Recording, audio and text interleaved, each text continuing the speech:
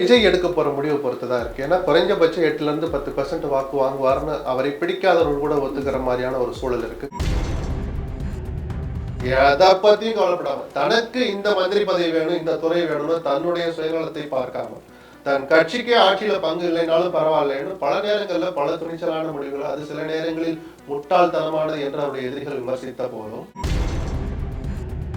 12 கேட்க கூட எங்களுக்கு தகுதி இல்லைன்னு சொல்ற அளவுக்குலாம் வைகோ இன்னும் அந்த பிம்பம் அவ்வளவு பலவீனப்பட்டு போயிடல. 4 இடம் போகுன்னா கூட 12 இடம் வாங்கினாதான் ஜெயிக்கணும். அந்த ஒரு புரிதலோடு தான் தம்பி துரை வைகோ சொன்னார்னு வைகோ சொன்னதை தவறுன்னு யாருமே விமர்சிக்க முடியாது.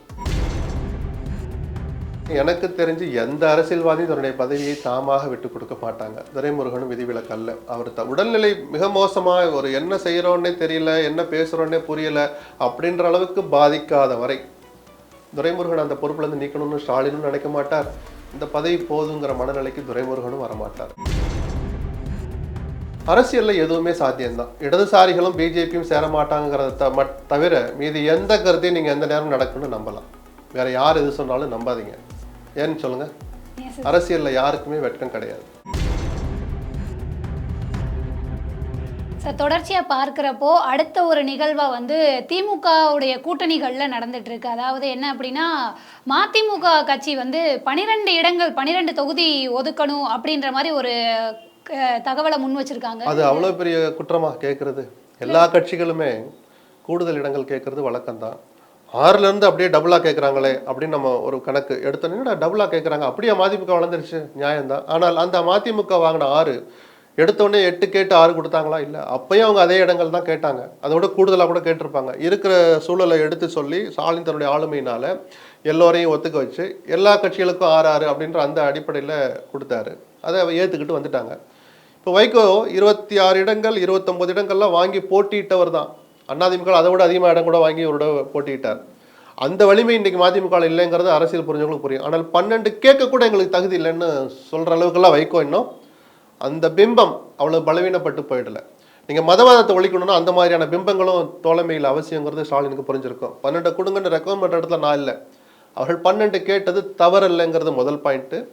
வைகோ சொன்ன இன்னொரு விஷயம் ஒன்று இருக்குது. அதில் ஒரு மாநில கட்சி அரசியல் அங்கீகாரம் பெறணும்னா 2 எம்பிக்கள் ஜெயிக்கணும், அல்லது 8 எம்எல்ஏக்கள் ஜெயிக்கணும், அல்லது 6%, 6.5% வாக்குகள் வாங்கணும். இப்போ 8ன்னு நினைக்கிறது, 8% வச்சு போடுறப்பா.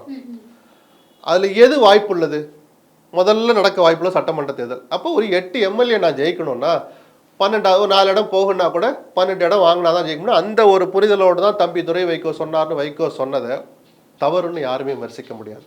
அவர்களுடைய உரிமை, அவருடைய எதிர்பார்ப்பு, அதை எப்படி ஸ்டாலின் சமாளிக்கிறான்னு பார்ப்போம். ஆனால் மதிமுக மாதிரியான ஒரு கட்சி தமிழ்நாட்டு அரசியல் வரலாற்றில் வைகோ மேலே 1000 விமர்சனம் இருக்கலாம். நானே பல நேரங்களில் அவர் விமர்சித்தவன் வேறு வேறு அரசியல் காரணங்களுக்காக. தமிழ்நாட்டு உரிமைகளுக்காக குரல் கொடுத்தவர்கள்னா வைகோ பிரதானமாக நிற்பார். எதை பற்றியும் கவலைப்படாமல் தனக்கு இந்த மந்திரி பதவி வேணும், இந்த துறை வேணும்னு தன்னுடைய சுயநலத்தை பார்க்காமல் தன் கட்சிக்கே ஆட்சியில் பங்கு இல்லைனாலும் பரவாயில்லைன்னு பல நேரங்களில் பல துணிச்சலான முடிவுகள், அது சில நேரங்களில் முட்டாள்தனமானது என்று அவருடைய எதிரிகள் விமர்சித்த போதும் இன்னொரு பார்வை பார்த்தா சுயநலம் இல்லாமல் பல முடிவுகளை எடுத்து தமிழ்நாட்டு உரிமைகளுக்காக குரல் கொடுத்தவர் தான் வைகோ. அப்படிப்பட்டவரை தலைமை பொறுப்பில் அமைத்திருக்கிற மதிமுக அரசியல் அங்கீகாரம் பெறணும் அப்படின்னு நானும் தான் விரும்புகிறேன். ஏன்னா தமிழ்நாட்டு அரசியல் களத்துக்கு அந்த மாதிரியான கட்சிகள் அவசிய தேவை. சரியா? அப்போது 8 சீட்டு ஜெயிக்கிற அளவுக்கு நம்ம ஒரு 10வது கொடுப்போம் அப்படிங்கிற புரிதலுக்கு அவர் வந்தாருன்னா அது ஒன்றும் தவறு இல்லைன்றது என் கருத்து. இல்லை சார், தமிழகத்தில் மதிமுகவுடைய பெரும்பான்மை இருந்தால் தான், வளர்ச்சி இருந்தால் தான் வந்து தமிழகத்தில் நிற்க முடியும். அவங்களுக்கு கொடுத்த 6லயே அவங்க 4 தான் ஜெயிச்சிருக்காங்க. ஏங்க அப்புறம் அது இப்போ 6 கொடுத்து 6 தோத்துட்டாங்கன்னு சொல்றது ஒரு அசிங்கமா? இல்லை 6ல் 4 ஜெயிச்சாங்கிறது என்ன? அதெல்லாம் ஒரு தனிப்பட்ட கட்சியை நம்ம அதை தாண்டி போய் நீங்களும் நானும் விமர்சிக்க முடியாது.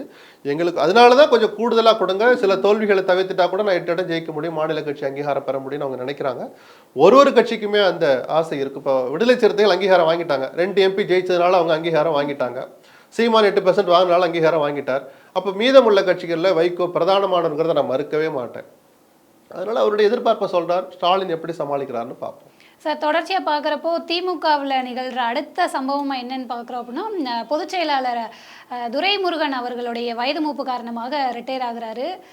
அடுத்த பதவிக்கு என்ன ஆகும், அந்த கட்சிக்குள்ள என்ன மாற்றங்கள் நிகழலாம்? அவர் ரிட்டையர் ஆகிறார்னு ஒரு வார்த்தையை பயன்படுத்தி, எனக்கு தெரிஞ்சு எந்த அரசியல்வாதியும் தன்னுடைய பதவியை தாமாக விட்டு கொடுக்க மாட்டாங்க. துரைமுருகனும் விதிவிலக்கு அல்ல. அவர் உடல்நிலை மிக மோசமா, ஒரு என்ன செய்யறோன்னே தெரியல, என்ன பேசுறோன்னே புரியல அப்படின்ற அளவுக்கு பாதிக்காத வரை துரைமுருகன் அந்த பொறுப்புல இருந்து நீக்கணும்னு ஸ்டாலினும் நினைக்க மாட்டார். இந்த பதவி போதுங்கிற மனநிலைக்கு துரைமுருகனும் வரமாட்டார். எப்பா நான் கடைசி காலம் வரைக்கும் இப்படி இருந்துட்டு போறேன்ப்பா அப்படின்னு தான் எந்த அரசியல்வாதியும் சொல்வார். துரைமுருகன் மிக நிச்சயமாக சொல்வார். ஸோ அது வரைக்கும் அவருடைய தூக்கத்தை கெடுக்க வேண்டாம்னு பார்க்குறேன். மற்றதெல்லாம் வதந்தி தானோன்னு எனக்கு தோணுது. ஏன்னா அவர்கிட்ட இருந்து அந்த பதவியை பறித்து இவருக்கு கண்டிப்பாக கொடுத்தாகணுன்ற அளவுக்குலாம் அங்கே யாரும் லைனில் அப்படி யாரும் அவசரத்தில் நிற்கலை. இப்போ டிஆர் பாலு அடுத்த இடத்துல இருக்காருன்னு வச்சுப்போம், பொருளாளர் பதவியில். நான் இன்னொரு 1 மாதம் பார்ப்பேன், 31 நாள், 32ஆம் நாள் நான் யாருன்னு காட்டுவேன், அதுக்குள்ளே எனக்கு பொதுச்செயலாளர் பதவி வந்துடணும். இங்கே சவால் விட்டார்னு ஏதாவது செய்தி பார்த்தீங்களா, ஏதாவது கேள்விப்பட்டீங்களா? அப்படியெல்லாம் யாரும் எதிர்பார்ப்பில் யாருமே இல்லை. இயற்கையாக சில விஷயங்கள் நடந்தால் சில மாறுதல்கள் தவிர்க்க முடியாது. கடைசி காலம் வரைக்கும் பேராசிரியர் இருந்தாரே பொதுச்செயலாளர் பதவியில், அவரால் முடியலைங்கிற போது கூட கலைஞர் அமைதியாக இருந்தார். அவரால் முடியலைங்கிற போது ஸ்டாலின் அமைதியாக இருந்தார்.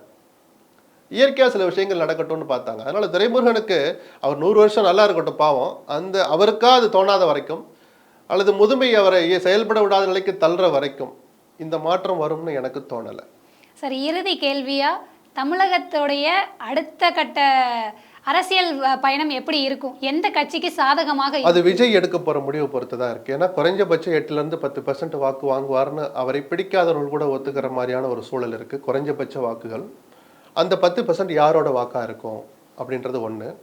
அந்த 10% யாருக்கு சாதகமாக போகும்? அவர் ஏதாவது ஒரு அணியில் சேர்ந்தால் ஒரு இம்பேக்ட் இருக்கும். தனியாக நின்னா திமுகவுக்கு சாதகமாக இருக்கும்.